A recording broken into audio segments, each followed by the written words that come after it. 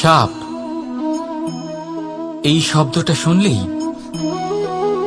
মনের মধ্যে এক ধারণা তৈরি হয়। বিষে ভরা, ফোঁস আওয়াজ করা এক ভয়ানক জীব। যদি এই সাপ কারোর বাড়িতে ঢুকে পড়ে, কোলাহল সৃষ্টি হয়ে যায়। লোকে সুরক্ষিত স্থান খুঁজতে থাকে, ভিড় জমা হয়ে যায় সেই সাপের প্রাণ নেওয়ার জন্য। কিন্তু যদি এই সাপ কোনো মন্দিরে দেখতে পাওয়া যায়, যখন সেই সাপ শিবের সংস্পর্শে ছিল, মন্দিরের পবিত্র আবহাওয়াতে ছিল, তখন সে দেবতুল্য হয়ে উঠেছিল। নয়তো সে আমাদের কাছে শত্রুই ছিল, তাই না? তাই নিজের জীবনে সংস্পর্শ আর স্থানের চয়ন খুব ভেবেচিন্তে করুন, কারণ এই সংসার আপনার ব্যক্তিত্বের আন্দাজ আপনার সংস্পর্শ থেকেই করবে। আর হ্যাঁ, এখানে বিষয় ধনী বা গরিবের নয়, এখানে বিষয় হল সংস্কারী আর সদাচারীর সঙ্গে। সদাচারীর সঙ্গ সবসময় সম্মানের কারণ হয়। রাধা রাধা। এই সংসারে জ্ঞানী কে? সেই ব্যক্তি যিনি বেদের অর্থ বোঝেন, নাকি তিনি যিনি জন্ম এবং মৃত্যুর রহস্যের সমাধান করেছেন, নাকি তিনি যিনি ৬৪ কলায় নিপুণ? না, এই সংসারে জ্ঞানী তিনি যিনি কেবলমাত্র একটা পার্থক্য বোঝেন, পার্থক্য মেনে নেওয়া আর দৃঢ় হওয়ার মধ্যে। শব্দগুলি অত্যন্ত সরল, কিন্তু যদি মন দিয়ে ভেবে দেখেন তাহলে এর অর্থ অত্যন্ত গুরুত্বপূর্ণ। বুঝিয়ে বলছি আপনাকে, যদি মেনে নেন তাহলে হার, কিন্তু যদি দৃঢ় হন তাহলে জিত। যদি মেনে নেন তাহলে কেউ আপন, কিন্তু আপনি দৃঢ় হলে সে আপনার শত্রু। মেনে নিলে ভগবান আছেন, আর দৃঢ় হলে তা শুধুমাত্রই এক পাথর। শুধু এই পার্থক্যগুলি বুঝে নিন, সংসারের সমস্ত কিছুই আপনার কাছে পরিষ্কার হয়ে যাবে। রাধা রাধা। জীবনে কখনো কখনো আপনি কি অর্জন করেছেন, তার থেকেও বেশি গুরুত্বপূর্ণ হলো এটা যে আপনি কি ত্যাগ করেছেন। কিন্তু কোন কোন বিষয়ে সাবধান থাকতে হবে তা মন দিয়ে শুনুন। জীবনে যখনই আপনি আপনার লক্ষ্য স্থির করবেন, তখন ভ্রম থেকে সাবধান থাকুন, কারণ তা আপনাকে লক্ষ্যভ্রষ্ট করে দিতে পারে। যখন যাত্রা করবেন, তখন আলস্য থেকে সাবধান থাকুন, কারণ সেটা আপনাকে আপনার যাত্রা পূরণ করতে দেবে না। যখনই ন্যায় করবেন, তখন বন্ধুদের থেকে সাবধান থাকুন, কারণ তারা আপনার ন্যায় করার ক্ষমতা দুর্বল করে দিতে পারে। যখনই সাফল্য লাভ করবেন, অহংকার থেকে সাবধান থাকুন, কারণ তা আপনার সাফল্য আপনার কাছে বেশি দিন ধরে রাখতে দেবে না। আর যখনই আপনি প্রেম করবেন, নিজের থেকে সাবধান থাকুন, কারণ আমি আপনাকে কখনো আমরা হতে দেবে না। রাধা রাধা। দৃষ্টি মানুষকে দেওয়া প্রকৃতির অন্যতম শ্রেষ্ঠ উপহার। সেই দৃষ্টি যার জন্য মানুষ এই সংসার দেখতে পারে, নিজের পথ দেখতে পারে। কিন্তু সংসারে দৃষ্টি লাভ করেও সবাই মহান হতে পারে না, প্রসন্ন হতে পারে না। প্রসন্ন শুধুমাত্র তারাই হয় যাদের দৃষ্টিভঙ্গি। তাই আপনার ভাবনাগুলিকে শুভ করুন আর ভালোবেসে বলুন, রাধা রাধা। আমার সামনে রয়েছে গরুর দুধ, যা 2 দিন পর্যন্ত ভালো থাকে। যদি এই দুধ গরম করে জমানো হয় তাহলে তৈরি হয় দই, যা 3-4 দিন অবধি ভালো থাকে। যদি এই দইকে মন্থন করেন তৈরি হবে মাখন, যা অনেক সপ্তাহ ভালো থাকে। আর যদি এই মাখন ফোটানো হয় তাহলে তৈরি হয় ঘি, যা বহু বছর ভালো থাকে। মানেটা বুঝলেন? তাপ আর মন্থন। জীবনে যত পরীক্ষায় উত্তীর্ণ হতে পারবেন, যত কষ্টের তাপ সহ্য করতে পারবেন, যত মন্থনের বাধা পেরোতে পারবেন, ততই যশ, শক্তি আর সামর্থ্য বাড়তে থাকবে। তাই কর্ম করুন, কঠিন বাধার সম্মুখীন হন, আর মন্থন করে মন শুদ্ধ রাখুন। মন প্রসন্ন হয়ে বলবে, রাধা রাধা।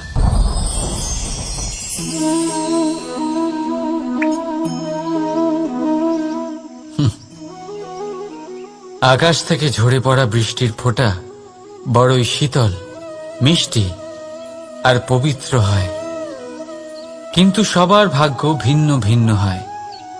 এবারে দেখুন, যদি কোনো ফোঁটা কলা পাতায় পড়ে তা শিশির হয়ে থেকে যায়, প্রকৃতির সৌন্দর্য বাড়ায়, প্রাণীদের তৃষ্ণা মেটায়। যদি কোনো ফোঁটা ঝিনুকে পড়ে তা মুক্ত হয়ে যায়, আর যদি কোনো ফোঁটা সাপের মুখে পড়ে তাহলে তা বিষ হয়ে যায়। এখানে সবার উৎপত্তি একই, কিন্তু গুণ ভিন্ন ভিন্ন হয়। কেন? কি কারণ এটার? কারণ হলো সংস্পর্শ। সংস্পর্শ বড়ই প্রভাবশালী হয়। চাইলে সে আপনার উত্তরণ ঘটাতে পারে, আবার চাইলে আপনার পতনও ঘটাতে পারে। এবার বৃষ্টির ফোঁটা এটা চয়ন করতে পারে না যে তার সংস্পর্শ কি হবে, তার ভাগ্য কি হবে। কিন্তু আমরা তো মানুষ, আমরা তো আমাদের সঙ্গ বাঁচতে পারি। তাই ভাবনা চিন্তা করে নিজের সঙ্গ বাছুন। এই চয়ন কিন্তু আপনারই, আর এর পরিণামও আপনাকেই ভোগ করতে হবে। রাধা রাধা।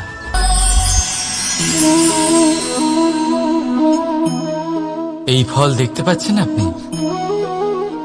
সবাই জানে এই ফলের থেকে বেরোনো বীজ একটা নতুন বৃক্ষকে জন্ম দেবে, যে নতুন বৃক্ষ আবার এমন এক ফলের জন্ম দেবে। কিন্তু আপনি কি কখনো ভেবে দেখেছেন ফল আর বীজের সম্পর্ক এতই গভীর, অথচ বৃক্ষের মূল আর বৃক্ষের শাখার মধ্যে এত দূরত্ব কেন? কারণ দূরত্ব অতি আবশ্যক। যদি আপনি কাউকে নিজের কাছে চিরকালের জন্য রাখতে চান, তখন তাদের থেকে দূরত্ব কিছু সময় দরকারি। এই দূরত্বই হলো সেই কারণ যার জন্য আপনি আপনার সঙ্গীর মাহাত্ম্য বুঝতে পারেন। এই দূরত্বের জন্যই আপনি আরো প্রেরণা পান যাতে তাদের সাথে আবার দেখা হয়। আর সেই জন্য মনে রাখবেন, দূরত্ব কখনোই খারাপ নয়। ফলের থেকে বীজের এই দূরত্বই নতুন ফল হওয়ার কারণ হয়ে দাঁড়ায়। প্রেমের আসল পরীক্ষা হয় এই দূরত্ব দিয়েই। তাই দূরত্বের সাথেও প্রেম করুন, আর ভালোবেসে বলুন, রাধা রাধা। কস্তুরী তাকে ধারণ করে যে হরিণ তার নাভিতে থাকে, কিন্তু সেই হরিণ ওই কস্তুরীর সুগন্ধ নিয়ে তা পাওয়ার জন্য এদিক ওদিক ছুটে বেড়াতে থাকে। সেই হরিণ এই কস্তুরী অবশ্যই পেতে পারে যদি সে নিজের ভেতরে উঁকি মেরে দেখে। এবারে দেখুন, সুর বাঁশির মধ্যেই থাকে, শুধু প্রয়োজন তাকে খুঁজে বার করার চেষ্টা, অবিরাম চেষ্টা। ঠিক এরকমই হয় আমাদের শক্তি। যা আমাদের ভিতরে লুকিয়ে আছে। ভাবুন, যখন পরমাত্মা আমাদের ভেতরেই আছেন তখন তাকে আমরা বাইরে খুঁজব কেন? আমরা নিজেদের অন্তরে তখনই দেখি যখন অপরের থেকে সাহায্যের সমস্ত আশাই শেষ হয়ে যায়। তাই জীবনে কেউ সাহায্য করবে এই আশা করে বসে থাকবেন না, নিজেই নিজেকে সাহায্য করুন। রণক্ষেত্রে আপনি ভালো সারথি পেতেই পারেন, কিন্তু জীবনের এই যাত্রাপথে আপনাকেই নিজের সারথি হতে হবে। রাধা রাধা। আমার দাদা আমাকে অনেকবার বলেছেন, কানাই তুমি তো স্বয়ং নারায়ণ, তুমি এক তুড়িতেই সবকিছু এমনি ঠিক করে দাও না কেন? এবার দাদাকে কি করে বোঝাবো? আচ্ছা, আপনি নিজেই ভেবে দেখুন। সিংহকে জঙ্গলের রাজা বলা হয়, কিন্তু সিংহ শুধুমাত্র তার ইচ্ছে প্রকাশ করলেই কোনো হরিণ কি নিজেই হেঁটে তার কাছে আসবে? নিজেই কি রাজি হয়ে যাবে তার আহার হওয়ার জন্য? না, কখনোই না। যে কোনো কাজকে সফল করে তোলার জন্য আপনাকে চেষ্টা করতে হবে, পরিশ্রম করতে হবে, যাতে সেই কাজ ভালোভাবে সম্পন্ন হয়। শুধু ইচ্ছে দিয়েই কোনো কার্যসিদ্ধি হবে না। ইচ্ছে থেকে স্বপ্ন তৈরি হয়, তবে সেইগুলো সফল করতে গেলেও আপনাকে পরিশ্রম তো করতেই হবে। মনে করুন আপনার ইচ্ছে হলো খেতে, আর কোনো দয়ালু ব্যক্তি এসে আপনার সামনে খাবার রেখে দিল। তাও তা খেতে গেলে পরিশ্রম আপনাকেই করতে হবে। যদি ভালোবাসার ইচ্ছে থাকে তাহলেও নিঃস্বার্থ নিষ্পাপ মনে ভালোবাসুন। দেখুন, আপনি স্বপ্নে অবশ্যই উঠতে পারেন, কিন্তু এই পৃথিবীতেই আপনাকে বেঁচে থাকতে হবে। আর যদি এই ধরিত্রীতে আপনি এগিয়ে যেতে চান, তাহলে এই ভূমিকে পা দিয়ে আপনাকে পিছনে ঠেলতেই হবে। রাধা রাধা। জীবনে আমাদের অনেকের সাথে দেখা হয়, অনেকের সাথে বাক্যালাপ হয়। বহু মানুষকে প্রসন্ন বলে মনে হয়, আবার বহু মানুষকে চিন্তিত বলে মনে হয়। কিন্তু আপনি যদি এটা বোঝার চেষ্টা করেন যে কে বেশি প্রসন্ন থাকে আবার কে বেশি চিন্তিত থাকে, তাহলে আপনি এটা লক্ষ্য করবেন যে বৃদ্ধ আর যুবক বেশিরভাগ সময় চিন্তিত থাকেন, অন্যদিকে বালক সর্বদাই প্রসন্ন থাকে, চিন্তার কোনো রেশই থাকে না। তাহলে ভুলে যান গতকাল আর আগামীকালের চিন্তা, বর্তমানে আনন্দ করুন, কারণ এই বর্তমান আপনার ভবিষ্যৎ উজ্জ্বল করতে পারে। আবার এই বর্তমান আগামী সময়ে আপনার সেই বিগত কাল হবে যার কথা ভেবে আপনার গর্ব হবে। রাধা। এই সংসারের অন্তের এর বিনাশের প্রারম্ভ কিভাবে হয়? কোন যোগের মাধ্যমে, কোন ভয়ানক অসুরের আগমনে, নাকি প্রকৃতির রাগের কারণে? না, এই সংসারের বিনাশের প্রারম্ভ হয় আমি থেকে।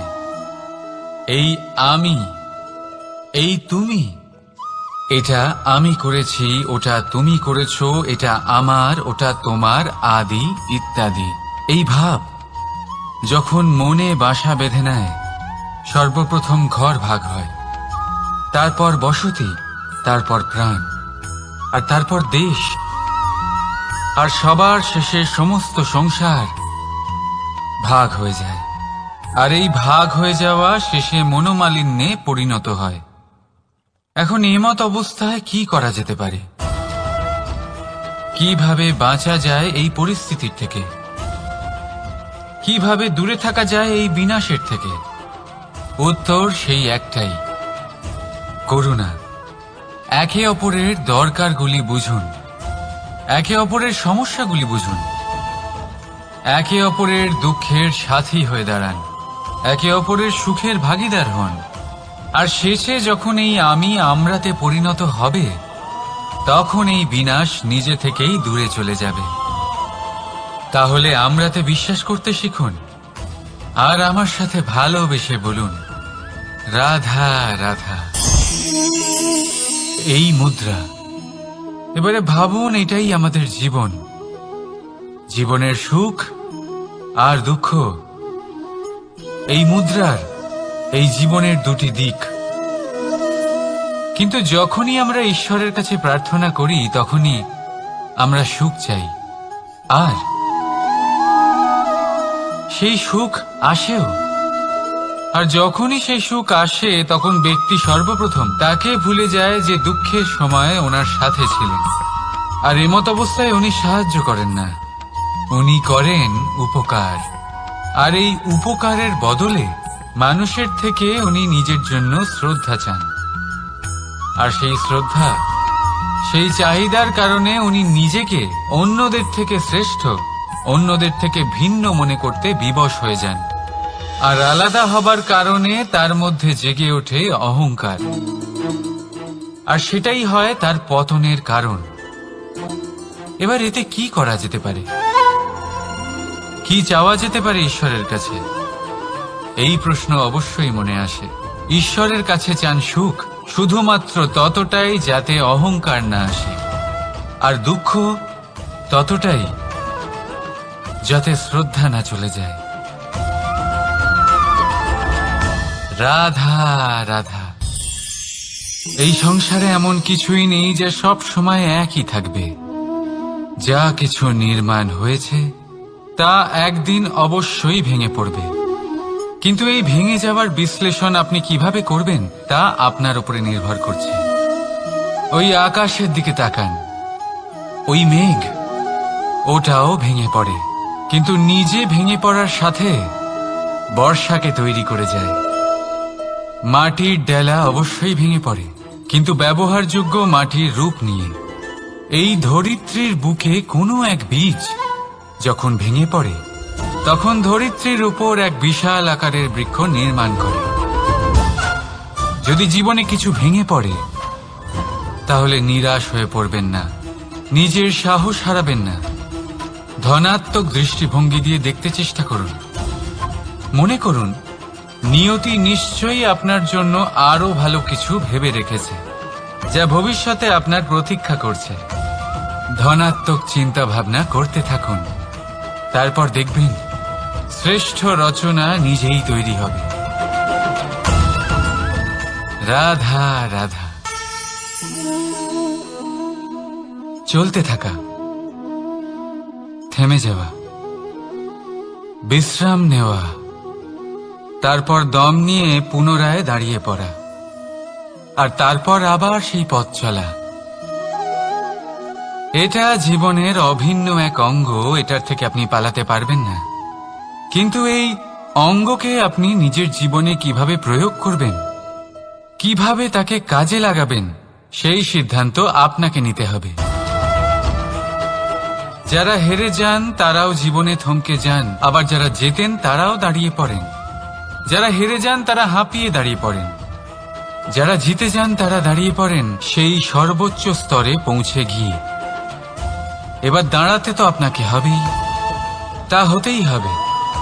কিন্তু কখন, কিভাবে দাঁড়াবেন, ক্লান্ত হয়ে নাকি সর্বোচ্চ স্তরে পৌঁছে গিয়ে, সেই সিদ্ধান্ত আপনার।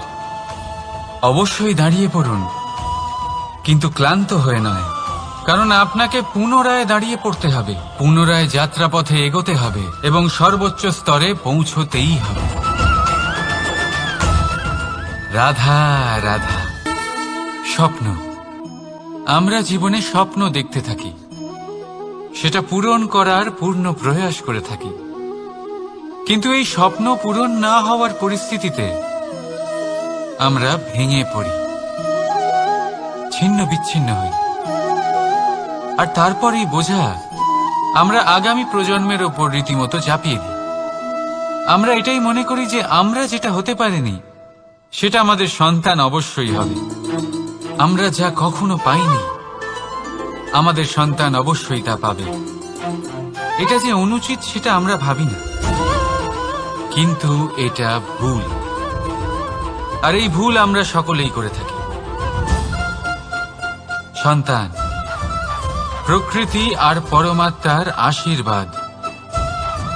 ওদের ভেতরে তাদের নিজের একটা অস্তিত্ব লুকিয়ে থাকে। রাধা রাধা। এই পুকুর দেখছেন আপনি? পুকুরের জল কখনো প্রবাহিত হয় না, একই স্থানে জমে থাকে, আর সেই কারণে কিছুদিন পর ময়লা হতে শুরু করে। কিন্তু তাও আমরা একে ত্যাগ করি না, আমরা তবুও একে পুজো করি। শুধুমাত্র এই কারণে নয় যে অতীতে সে আমাদের তৃষ্ণা মিটিয়েছে, কিন্তু এই কারণেও যে যদিও বা সে ভবিষ্যতে আমাদের তৃষ্ণা না মেটায়, কিন্তু প্রয়োজন হলে আগুন অবশ্যই নেভাতে পারে। ঠিক সেই রকমই হয় আমাদের সম্পর্ক। সম্পর্ক যা আমরা বহু বছর পরিশ্রম করে তৈরি করি, যে দরকার পড়লে আমাদের সহায়ক হয় কোনো না কোনোভাবে। সেই জন্য সম্মান করতে শিখুন এই সম্পর্কগুলিকে। শিখুন এই সম্পর্কগুলিকে অটুট রাখতে। কথায় কথায় এই সম্পর্কগুলিকে ভেঙে দিতে শিখবেন না। রাধা রাধা। বিষ, এই শব্দটা শুনলেই মনে অনেক কল্পনা জন্ম নেয়। কল্পনা অসহ্যকর তিক্ততা, কল্পনা অত্যন্ত বেদনাদায়ক মৃত্যু।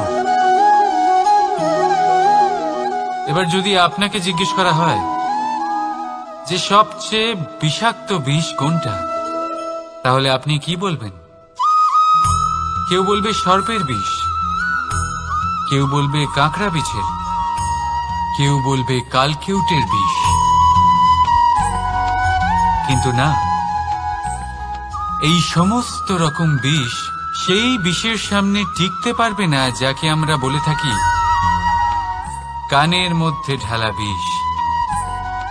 শুনতে অত্যন্ত মিষ্টি, কিন্তু তিক্ততায় অত্যন্ত বিষাক্ত। পেটের মধ্যে যাওয়া এই বিষ শুধুমাত্র একটি মানুষের মৃত্যুর কারণ হয়, কেবল একটি। কিন্তু কানের মধ্যে ঢালা এই বিষ একাধিক সম্পর্কের নাশ করতে পারে।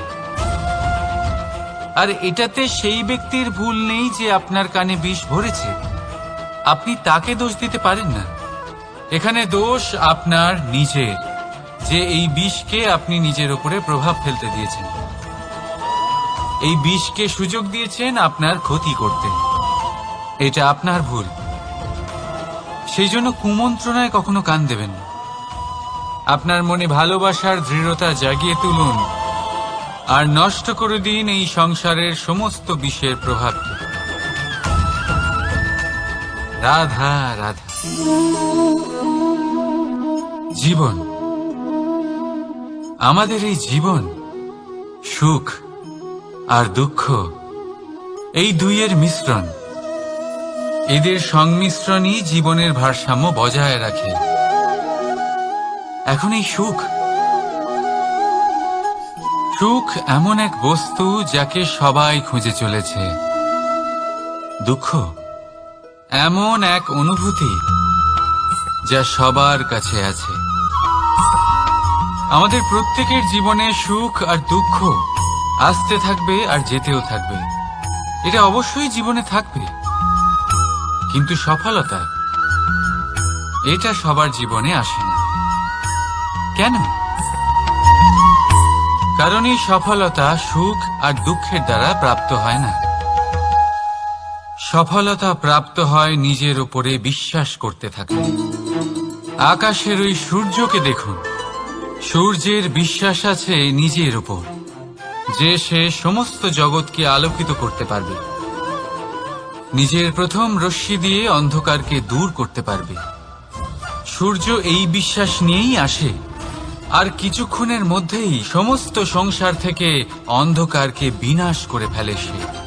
তাহলে মনে রাখবেন, এই সুখের আভাস, এই দুঃখের অনুভূতি আসতেও থাকবে আর যেতেও থাকবে। শুধু নিজের উপরে বিশ্বাস রাখুন, তারপর দেখবেন এই সফলতা আপনার দাস হয়ে থাকবে।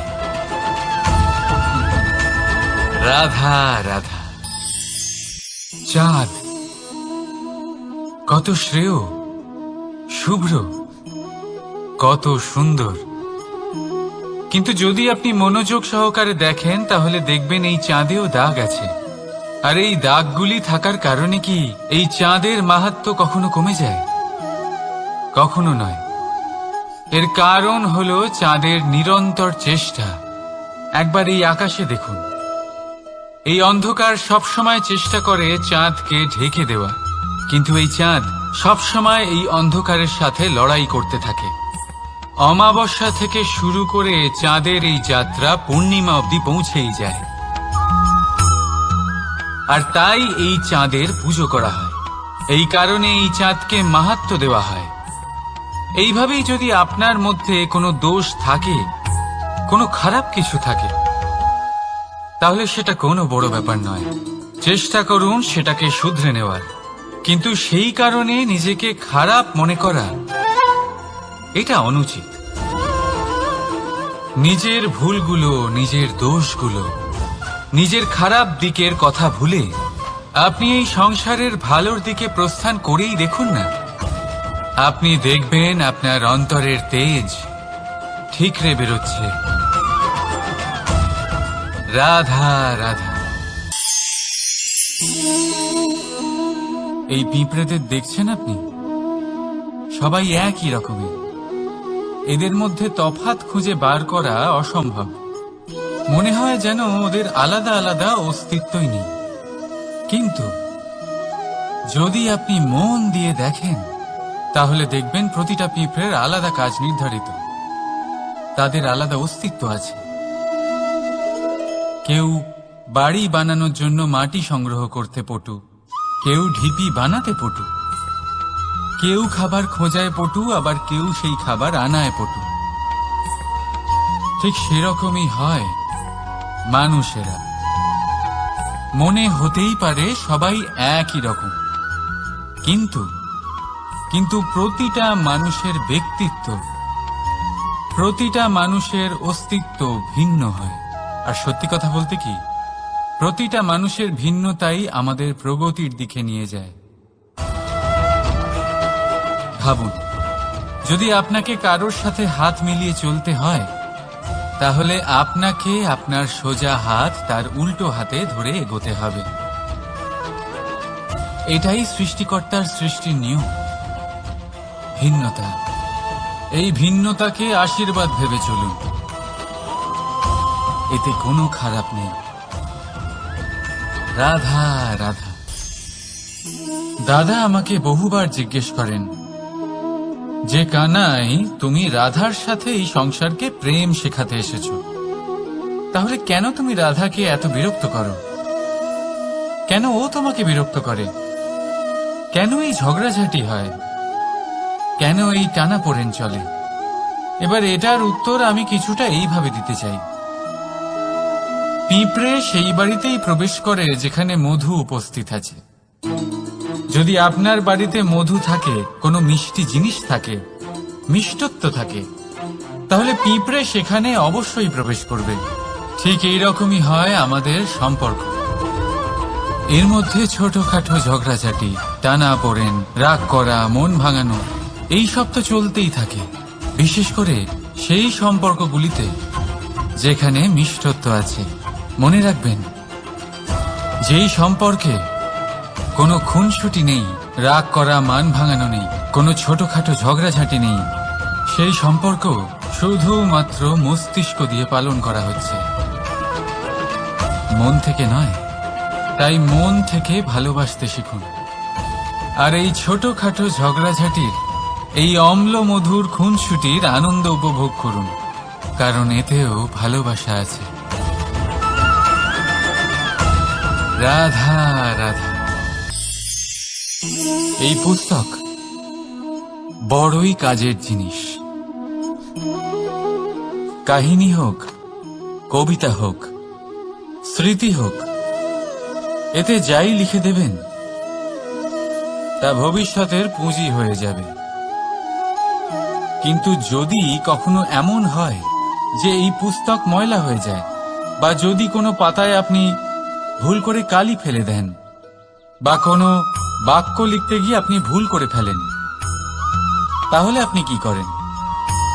সেই পুস্তক কি আপনি তুলে ফেলে দেন? না, তাই তো। শুধু একটা পাতা ছিঁড়ে ফেলেন যাতে সেই পুস্তক সঠিক থাকে, সুন্দর হয়ে ওঠে। এই পুস্তকের মতোই হয় আমাদের সম্পর্ক। তার সেই এক পাতা, একটা ভুল। তাই যে কোনো সম্পর্কে যদি কারোর কোনো ভুল হয়ে গিয়ে থাকে, তাহলে সেই ভুলকে সম্পর্ক থেকে দূরে করা সঠিক হবে। সেই ভুলকে ভুলে যাওয়াই সঠিক হবে। সেই সম্পর্ক ভাঙা নয়, সেই সম্পর্ক সামলে রাখুন। কারণ ভুল তো সবার দ্বারা হয়। যদি এরকম করেন, তবেই জীবনরূপী পুস্তক আরো সুন্দর হয়ে উঠবে। একে অপরকে ক্ষমা করতে শিখুন, একে অপরের ভুলকে ভুলে যেতে শিখুন। তারপর দেখবেন এই জীবনে আরো আনন্দ আসবে, আর এই সম্পর্ক নিঃশ্বাস নিতে থাকবে। রাধা রাধা। পাচ্ছেন আপনি? প্রকাশের স্রোত যখন মধুর আর দূরে থাকে, তখন এই ছায়া লম্বা হয়ে যায়। কিন্তু যেই প্রকাশের স্রোত মাথার উপরে চলে আসে, এই ছায়ার আকার ক্রমশ ছোট হতে থাকে, আর অন্ধকারে তো এই ছায়া বিলুপ্ত হয়ে যায়। কিছুটা এরকমই হয় আমাদের অহংকার। সুখের আগমন হলে, বৈভবের উপলব্ধিতে এটা বাড়তে থাকে। কিন্তু যেই সংকটের তাপ বেড়ে ওঠে, অহংকার ছোট হতে থাকে। আর যখন সংকটের এই অন্ধকার আমাদের চারিদিক থেকে ঘিরে ধরে, তখন এই অহংকার আমাদের ছায়ার মতোই বিলুপ্ত হয়ে যায়। আর কেউ নয়, এই আত্মসম্মান নয়, এ হলো অহংকার। আর অহংকার আর কিছুই নয়, শুধু পতনের দিকে প্রথম পদক্ষেপ।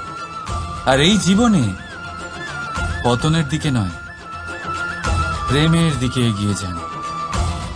আর আমার সাথে ভালোবেসে বলুন, রাধা রাধা।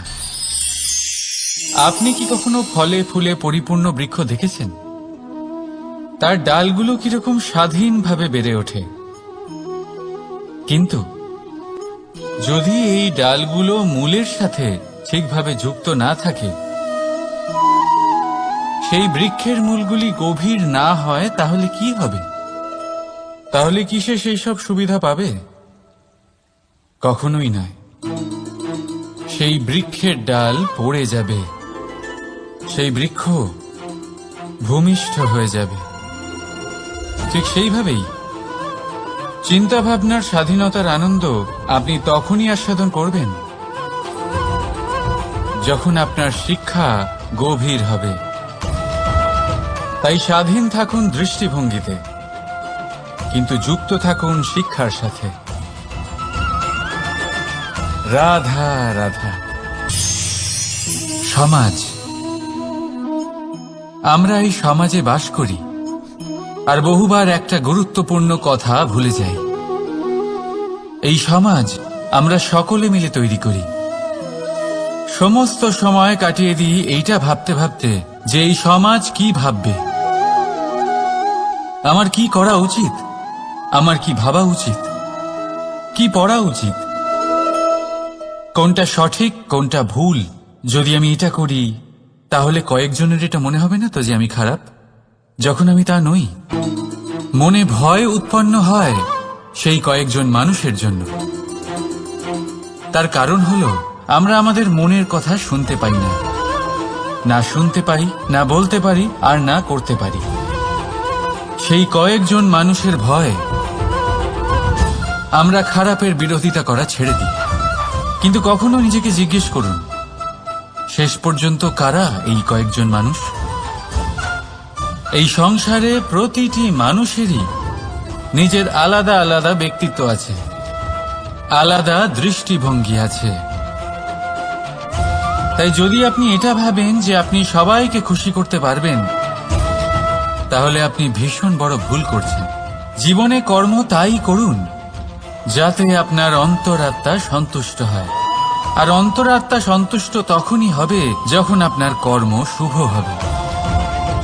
তাই নিজের মনের কথা শুনে এই সংসারে শুভ কর্ম করতে থাকুন, তবেই এই সংসারের কর্মে আপনি সার্থক হবেন। রাধা রাধা।